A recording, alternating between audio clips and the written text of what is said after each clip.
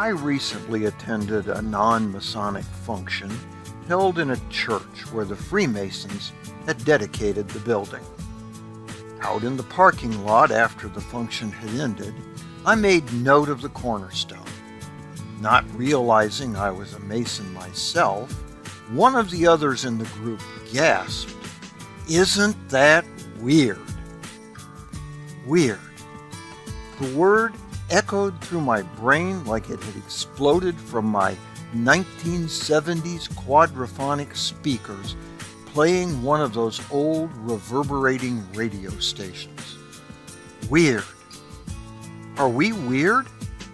I mean, I know there are people who think the Masons are weird, but they're usually the types I think are weird right back at you.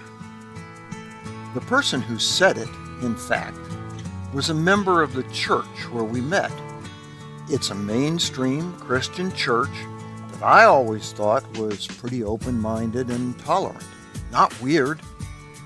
What's more, on the way in I had seen what I presumed to be a parishioner's car with the Shriner's emblem on it. Is he weird?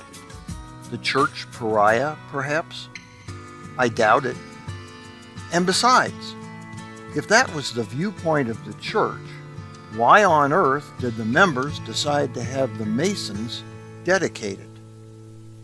I can't believe that's the case at all. So I have to believe that collectively, the church members hold Freemasons in high enough regard to have them dedicate the building. So I figure it must have been that individual's point of view. It's a view held by a few others, isn't it? Freemasons are weird? Are the men and women who support the Shriners Hospitals weird? Are the people who support dozens of other charities like the Knights Templar Eye Foundation and Scottish Rite Clinics weird? George Washington, was he weird? Omar Bradley, Clark Gable, Thurgood Marshall, race driver Sam Posey, Steve Wozniak, Brad Paisley, Senator Fritz Hollings, 15 U.S. presidents? Peter Marshall? What mainstream Protestant thinks Peter Marshall was weird? How about the founders of the Mayo Clinic? Is the fraternity whose lodges served as an early model for democracy weird?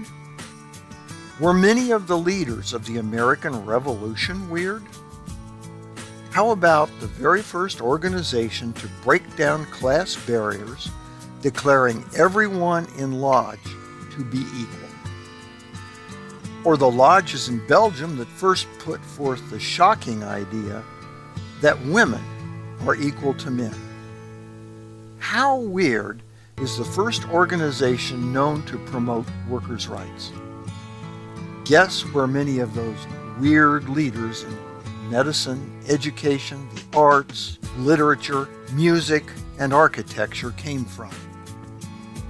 I'll admit, there are some Freemasons who have done some weird things. In fact, I wrote a book called Tales from the Craft that included some of them. However, for every Freemason who did something a bit offbeat, I'll bet I can come up with 100 non-Masons who were more weird. This wasn't the first time I had heard someone express an opinion that Freemasons are somehow weird, and it won't be the last. Still, it perplexes me.